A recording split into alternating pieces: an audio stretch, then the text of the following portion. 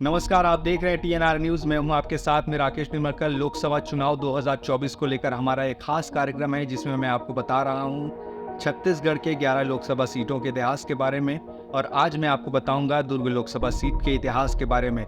दरअसल यहां पर आज़ादी के बाद पहली बार 1952 में चुनाव हुआ और वहां से लेकर अभी तक यहां पर 17 बार आम चुनाव हो चुके हैं और एक उपचुनाव भी यहाँ पे हुआ है। अगर बात करें दुर्ग लोकसभा सीट की तो यहाँ पर 2 जिलों में ये फैला हुआ है, दुर्ग और बेमेतरा, जिसमें 9 विधानसभा की सीटें आती है, जिसमें दुर्ग जिले के पाटन, दुर्ग ग्रामीण, दुर्ग शहर, अहिवारा, भिलाई नगर, वैशाली नगर शामिल हैं। साथ ही बेमेतरा जिले के बेमेतरा विधानसभा, साजा और नवागढ़ विधानसभा शामिल है। वहीं अगर बात की जाए यहाँ पर भारतीय जनता पार्टी की इन विधानसभा सीटों में 7 सीटों पर कब्जा है, तो वहीं कांग्रेस पार्टी 2 सीटों पर राज कर रही है। अगर इस सीट के इतिहास पर नजर डालें तो यहाँ पर अब तक हुए चुनाव में 10 बार कांग्रेस पार्टी ने जीत दर्ज की है, तो वहीं भारतीय जनता पार्टी ने 6 बार, जनता पार्टी ने 1 बार और जनता दल ने 1 बार जीत दर्ज की है।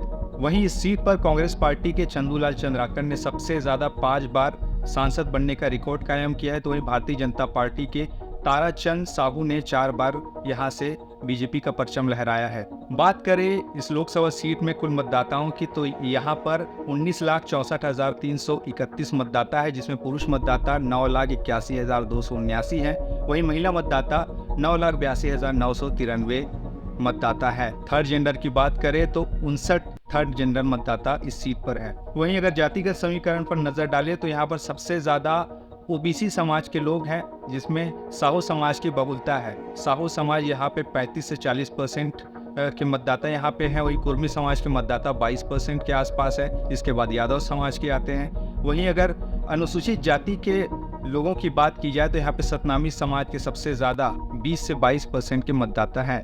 चलिए अब एक एक करके जानते हैं 1952 से लेके अभी तक का इतिहास क्या कुछ रहा है इस सीट पर।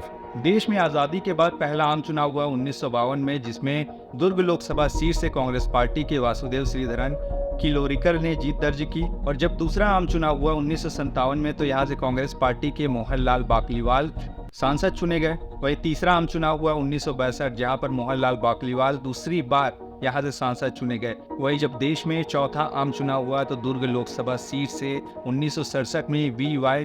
तामस्कर कांग्रेस पार्टी से सांसद चुने गए। उसके बाद 1 साल बाद 1968 में यहाँ पे उपचुनाव होता है, जिसमें चंदूलाल चंद्राकर कांग्रेस पार्टी को जीत दिलाते हैं। और 1971 में फिर आम चुनाव होता है, 5वां आम चुनाव, जिसमें चंदूलाल चंद्राकर यहाँ से फिर से जीतते हैं। वही 6वां आम चुनाव होता है 1977 में, जहां पर कांग्रेस पार्टी का जीत का विजय रथ रुका और यहां पर जनता पार्टी के सांसद चुने गए मोहन जैन। ये आपातकाल के बाद हुआ 1977 का चुनाव था, जिसमें इंदिरा गांधी के खिलाफ एक विरोध का स्वर जनता में था और यहाँ पर जनता पार्टी को इसका फायदा मिला दुर्ग लोकसभा सीट पर भी। वही 7वां आम चुनाव हुआ 1980 में, जहाँ पर चंदूलाल चंद्राकर ने एक बार फिर से कांग्रेस पार्टी को जीत दिलाई। वही 8वां आम चुनाव 1984 में होता है, जहाँ पर चंदूलाल चंद्राकर फिर से यहाँ से सांसद बन के दिल्ली जाते हैं। लेकिन यहाँ पे 9वां आम चुनाव होता है 1989 में, जहाँ पर पुरुषोत्तम कौशिक जनता दल से यहाँ पे सांसद चुने जाते हैं। कांग्रेस पार्टी को यहाँ पे हार का सामना करना पड़ा। 10वां आम चुनाव होता है 1991 में, जहाँ पर चंदूलाल चंद्राकर एक बार फिर से जीत कर आते हैं। वहीं जब 10वां आम चुनाव हुआ 1996 में तो पहली बार भारतीय जनता पार्टी ने दुर्ग लोकसभा सीट पर अपना खाता खोला। यहाँ पर भारतीय जनता पार्टी के ताराचंद साहू ने पहली बार यहाँ पे भारतीय जनता पार्टी को जीत दिलाई।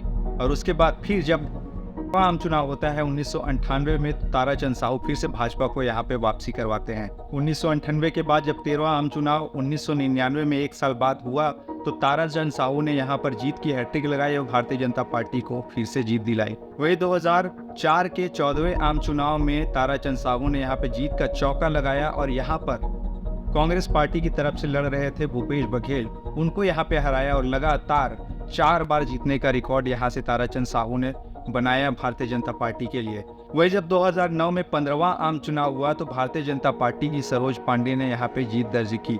लेकिन 2014 के आम चुनाव में सरोज पांडे को हार का सामना करना पड़ा। मोदी लहर के बावजूद यहाँ से कांग्रेस पार्टी के प्रत्याशी ताम्रध्वज साहू ने जीत दर्ज की 2014 के लोकसभा चुनाव में। और उसके बाद जब 2019 का चुनाव आता है तो विजय बघेल यहाँ से लड़ते हैं और यहाँ पे भारतीय जनता पार्टी को फिर से जीत दिलाते हैं।